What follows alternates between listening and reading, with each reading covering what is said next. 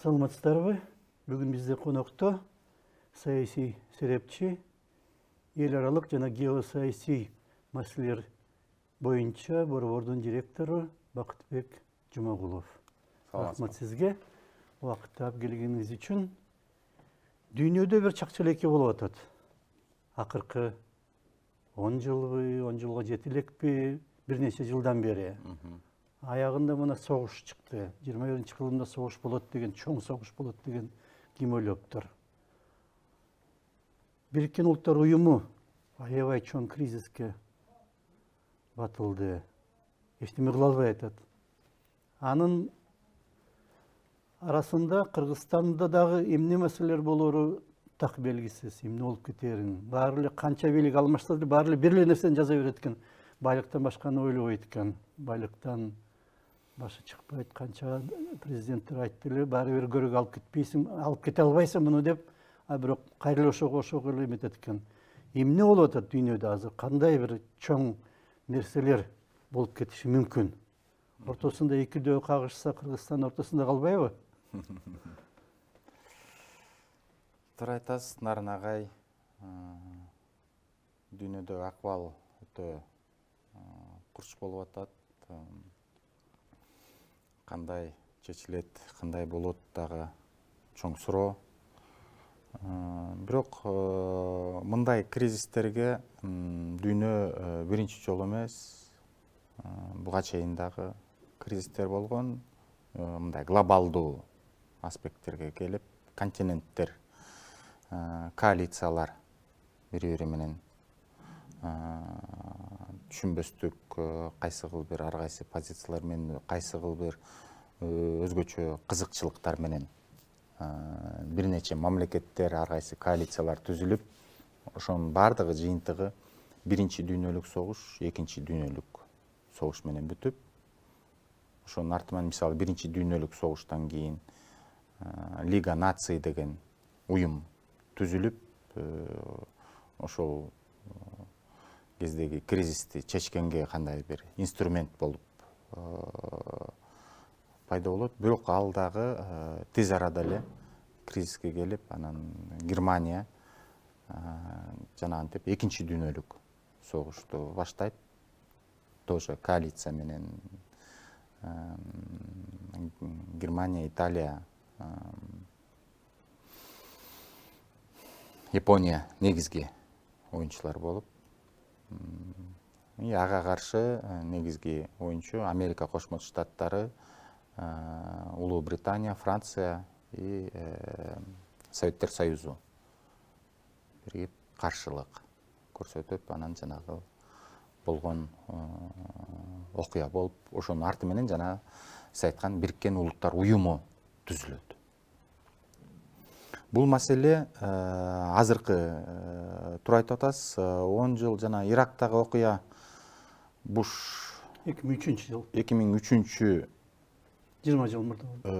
Жылда, андан мурда 2001 жылы Америкада теракт болот. Ошонун арты менен коалиция биригип туруп Афганистанга кирет. Бен Ладенди табабыз деп, ошолундай Бириккен Улуттардын Уюмунун санкциясы жок болот ал кезде. Бирок өзүнчө коалиция түзө коет, элүүдөй мамлекетти. Ошентип көпчүлүк деп эметип. Андан кийин окуя дагы ошол Бириккен Улуттар Уюмунун системасына таасир болгон. Бул Буштун кезинде, кичүү Буштун кезинде, анын артында ошо Дик Чейни деген вице-президент турган деген дагы миштер болот. Нефтяной компаниялардын лоббисинин артынан Бириккен Улуттар Уюмунун санкциясы жок дагы, ал дагы ошо Иракка кирип келишет. Андан кийин дагы мындай чоң маанилүү окуя дүйнөдөгү болгон, бул Ливияда Муаммар Каддафиге каршы Франция менен, ал жерде уже Франциянын таасири болуп калат. Франция коалиция түзүп туруп,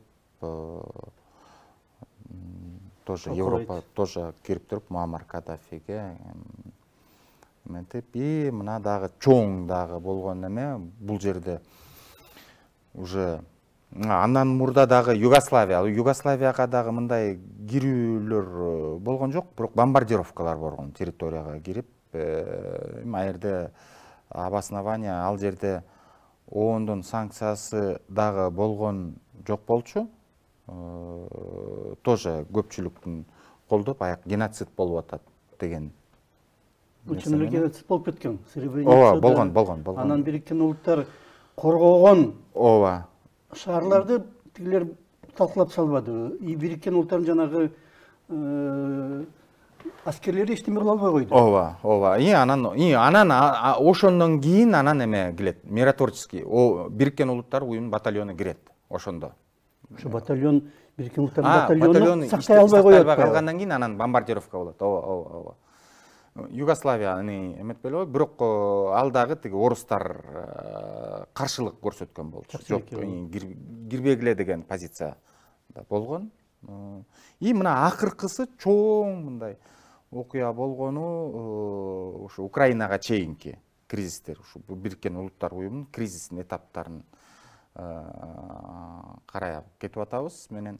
Ошондо мына Сирияда болгон окуя. Сирияда түзмө-түз эле эч кандай Бириккен Улуттар уюмунун позициясы да жок болот, миротворческий батальон дагы жок болот. Ал жака Американын да күчтөрү келет, Европанын кээ бир мамлекеттеринин күчтөрү дагы кирет, Турцияныкы дагы кирет, и Орусия дагы өзүнүн күчтөрү менен кирип, ошол жердеги мындай өзүнчө бир согуш болот да. Мына азыр ошол эмеси сиз айткандай мына Европанын аймактарында уже ошондой согуш болуп атат. Түзмө-түз Европа өлкөлөрү дагы катышпаса, ал жакта Европа, Америка өлкөлөрү Украинага курал жарактар менен жардам көрсөтүлүп атат. Орусияга болсо Иран жактан, Түндүк Корея мына азыр башчысы келип бүгүн жолугушуусу болот атат. И Кытай жактан дагы жардам жанагы беспилотниктер боюнча дагы технологиялар барып атат деген миштер болуп атат. Бирок ал жактан дагы ушундай эмелер чыгып калып атат. Азыр карасаңыз мына ошо өзүнчө кандайдыр мындай ушинтип коалициялар түзүлүп, ушундай бул өтө коркунучтуу көрүнүш, туура айтып атасыз. И бул жерде азыр чоң көйгөй маселе ушу Бириккен Улуттар уюмунун коопсуздук кеңеши бар. Коопсуздук кеңешинде 5 өлкө туруктуу мүчөсү. Ошол жакты реформалоо деген маселе мындай чоң көйгөй болуп чыгып атат. Муну сиз айткандай туура айтасыз, жана Туркия уже көтөрүп чыгып атат. Алар дагы уже сезип атат. Это бул сигналдар да. Эгер азыркы кезде ошол коопсуздук кеңешти реформалоп, ошонун арты менен кандайдыр бир чечим Орусияга багытталган, Украина маселесин чечүү жактар каралган жактагы мындай чоң коалиция менен башка мамлекеттер дагы ошо коопсуздук кеңешке мүчө болуп кирип чечилбесе, анда жаман нерсеге алып келет да бул тенденция. Абдан опурталдуу. Бул коопсуздук кеңешке мисалы мына азыр эме Туркия мүмкүнчүлүктөр бар, уже кирип калыш керек. Түркия, Япония кириш керек. Индия мүмкүнчүлүктөрү бар. Иран кириш керек, туура колдойм. Анан Европа өлкөлөрүнүн атынан деппи, мисалы Германия жок, бирок Германия как мындай Евросоюздун кызыкчылыгы деп, алар чоң уюм, күчтүү уюм болуп атпайбы? И ошондой эле Африка жактардан дагы, Африка өлкөлөрүнөн Афросоюз бар ғой, Африканский союз деген. Ушундай маселе дүйнөдө болуп жатат. Мынау Ким Чен Ындын Орусияга келиши бул өтө мындай жаман сигнал. Коомчулукка дагы, дүйнөгө дагы. Россия мындай изгой болуп баратканы белгилеп атат. Бирок Россиянын изгой болушу дүйнөгө өтө бир коркунучтуу процесс да. Аябай коркунучтуу болуп атат. Канча ядерлик боеголовкалары бар, бул деген өтө бир жөн эмес да, опасный тенденция. Бүт дүйнө санкция жарыялаган Иран, Түндүк Корея, Орусия. Оочулонуп калган дүйнөлүк коомчулук, алдыңкы коомчулук аларды оңолгула, оңолбоскор мына деп санкция салса, алар биригип атпайбы кайра. Ошол силер көздөбүз деп. Ошол процесс айтылып атат да. Абдан опурталдуу. Ошол эле мезгилде Япония эмне үчүн мисалы үчүн Франция мүчө болуш керек, Коопсуздук кеңешинин туруктуу мүчөсү болуш керек, же Британия, же Кытай, а Япония боло албайт экен, же Германия боло албайт экен.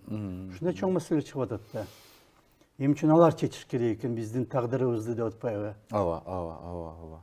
Ошол кезде Бириккен Улуттар түзүлүп жатканда өзөктү куралга ээ болгон 5 мамлекет туруктуу мүчө болуп калган. Андан кийин канча мамлекет ээ болуп кетти? Мындай болуп атпайбы? Ошол ооба, Бириккен Улуттар уюму экинчи дүйнөлүк согуштан кийин, андан кийин кайра акыбал өзгөрүп, Черчиллдин айтылган сөздөрүнөн кийин Фултонская речь дейт беле? Фултонская речьтен кийин СССР уже башкача позицияга туруп, Америка башкача позиция, жанагы холодный война башталат. Ядерный гонка ядерных вооружений. Ошол кезде ооба Бириккен Улуттар уюму мындай стабилизатор болуп бергендей кандайдыр бир момент болуп берди. Ооба, Бириккен Улуттар уюмунун негизги Коопсуздук кеңешинин мүчөлөрү булар экинчи дүйнөлүк согуштагы жеңүүчү мамлекеттер болуп атат да. Бирок дүйнө өзгөрбөдүбү? Советтер Союзу жок болду азыр. Ошол кездеги Советтер Союзу жок. Дүйнө өзгөрдү. Германия башка саясатты алып барып атат. Япония менен Германия. Япония дагы башка саясатты алып барып жатат. Ошол эле замат алардын дагы экономикалык, гуманитардык аспекттерде дагы мүмкүнчүлүктөрү башкача. Кытай азыр башка Кытай уже. Кантип ошол себептен өзгөртүш керек? Эми бу жерде мындай процесстер жүрүп атат негизинен. Ушул жака таасир эте турган процесстер мына ошо Бириккен Улуттар уюмунун ичинен мындай кандайдыр бир позициялары жок болуп эметкени менен Шанхай биримдиги өнүгүп атат да. Шанхай биримдиги. Мен сизге бир эки окумуштуунун китеби бар да. Эмне үчүн кээ бир өлкөлөр бай, кээ бир өлкөлөр кедей деп да. Алар ошол негизинен мамлекет эмнеге бай, кээ бирөөлөр эмнеге мисалы Түштүк Корея бай, Түндүк Корея кедей дейт.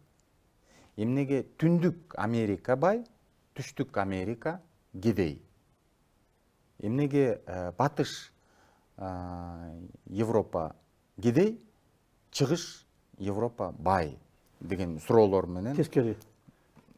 Чыгыш Европа кедей, Батыш Европа бай. Западная. Ооба. Ошол суроолорду карап, алар ошо бир эки түшүнүк киргизип атат. Инклюзивдүү, анан экстраактивдүү институттар деп да. И анализ кылып бардык өлкөлөрдү караганда ошо инклюзивдүү мамлекеттер көпчүлүк мындай чечимди кабыл алууга катышуу, коомчулукту катышуу, ошо бийликти карап турган мамлекеттер өнүгүү жолуна түшүп кеткен деген далилдерди берип атат да. Булар Рим империясын дагы анализ кылып атат. Убагындагы Цин империясын, Кытай империясын, азыркы Кытай, Дэн Сяопин убагындагы Кытай, Мао Цзэдун убагындагы Кытайды да эмелерин, алгоритмдерди карап, Советтер Союзу эмнеге өнүкпөй калды деген маселелери, Америка эмнеге өнүгүп кетти, Мексика эмнеге өнүкпөй калды деген жыйынтыгы менен ушу инклюзивдүү институттар ошол жакта жакшы орун алып, өнүгүп, ошолор таасир этти дейт да. Ушу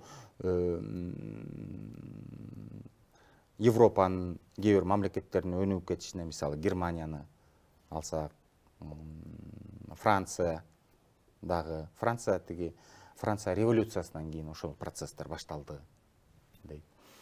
Анан эмнеге чоң империялар урап жок болуп кетип атат, же кээ бир мамлекетте өнүкпөй ошол эле деңгээлде калып атат, жанагы экстраактивдүү институттарда ал жерде ошо мындай саналуу эле адамдар чечимдин айланасында болуп калат да.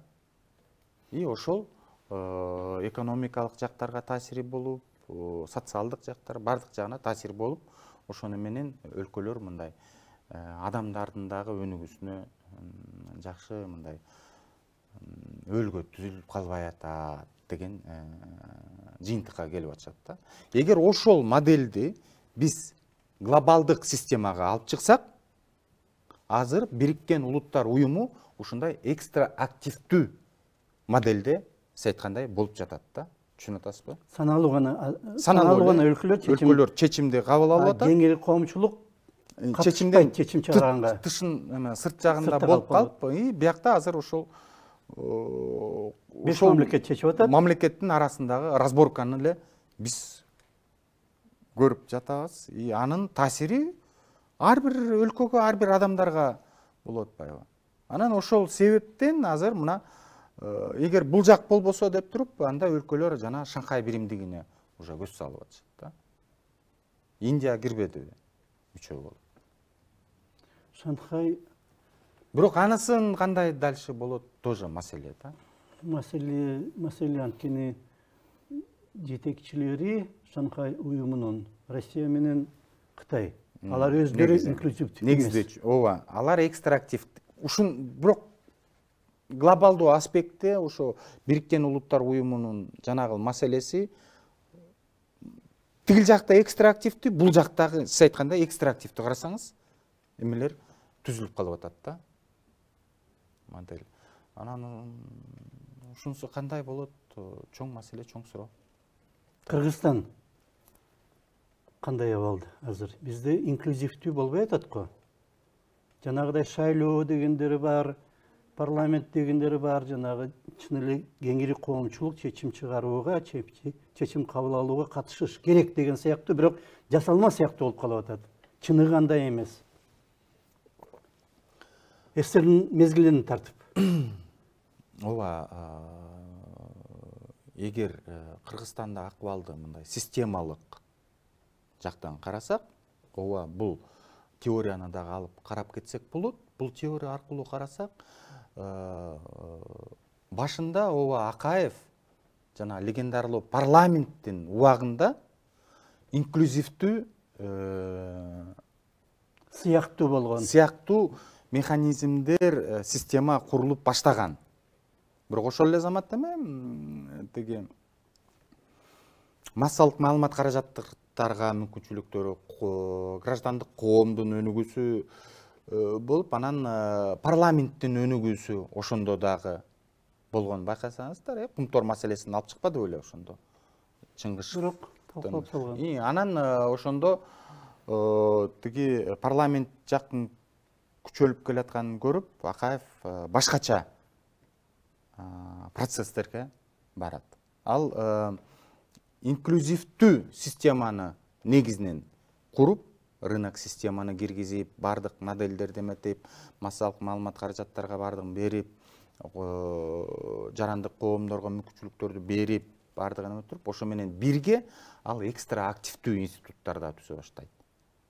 Балдарын курган эмес го, инклюзивдүү башкарууну курган эмес. Ошол курулуп калган убакта келди бийликке Акаев.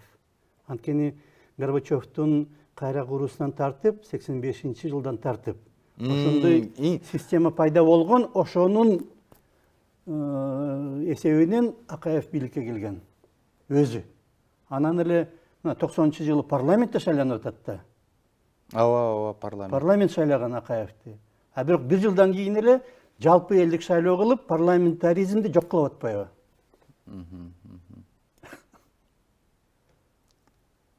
Мүмкүн өзү эмес.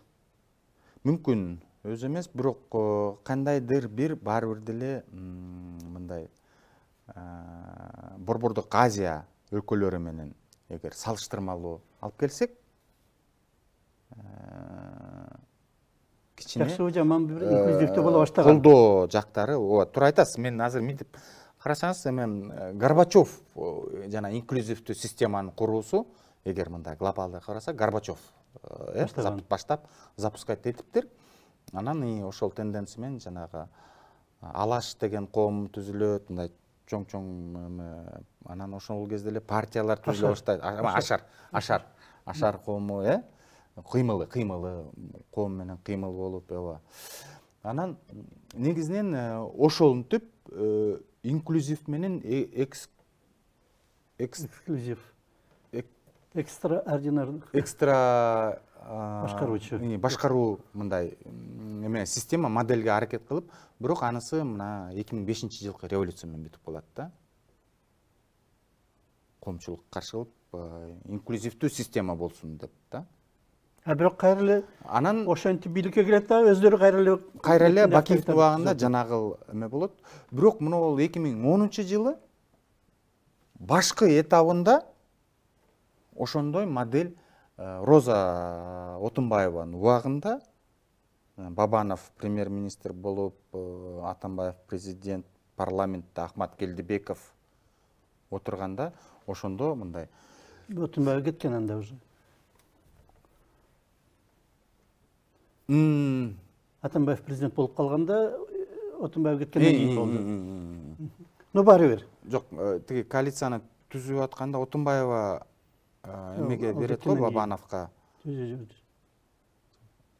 Атамбаев президент болду. Отунбаевден кийин, андан кийин Бабанов премьер болду. Бирок негизинен ошол кездеги модель система какой-то бир баланс кылып бергендей болуп атты да. Ошол эле заман Отунбаев баштаган ошону.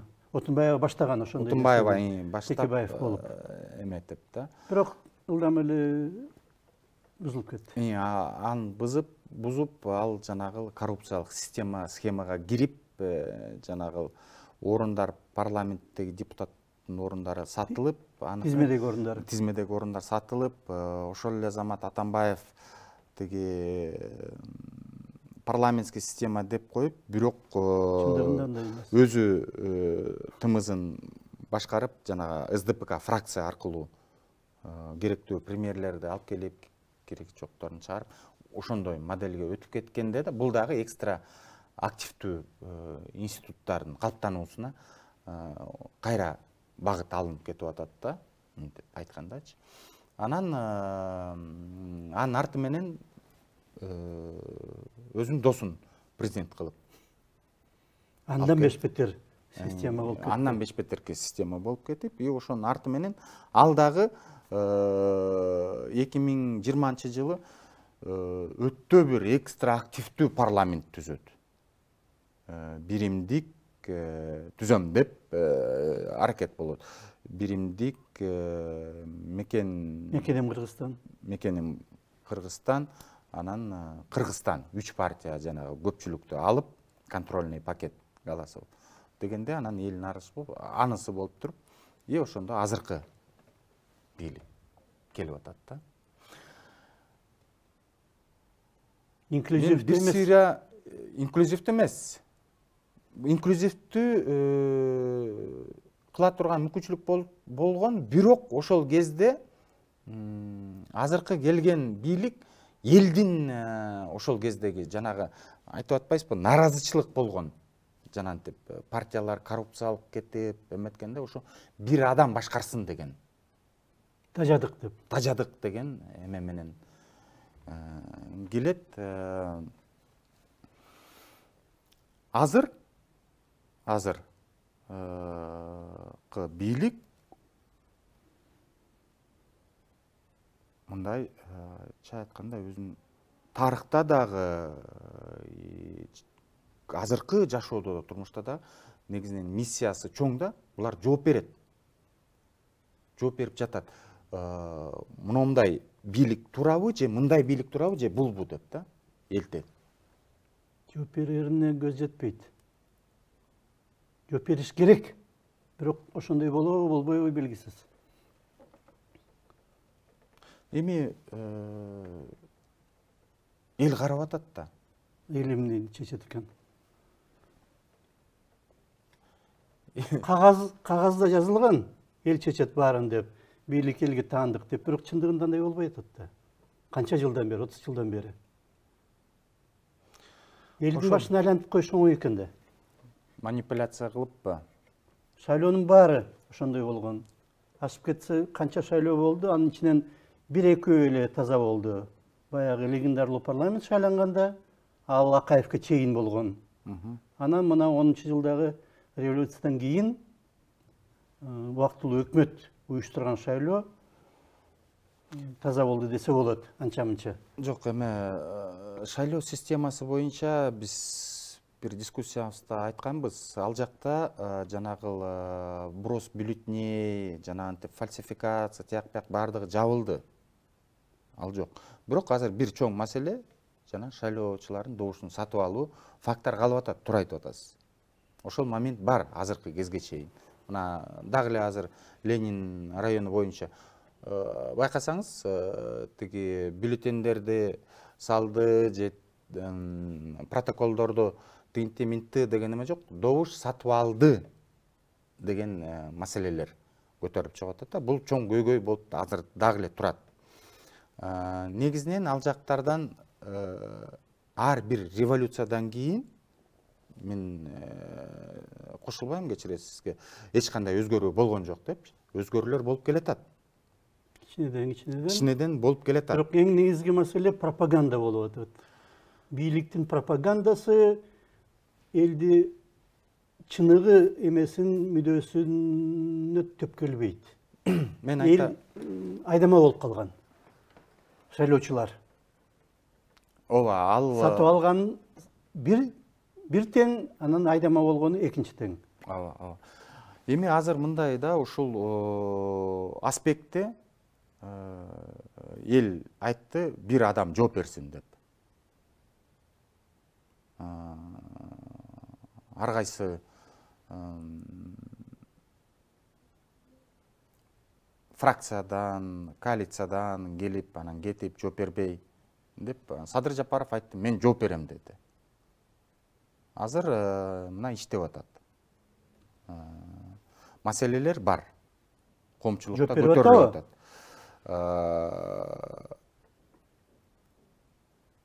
Кемпир-Абад боюнча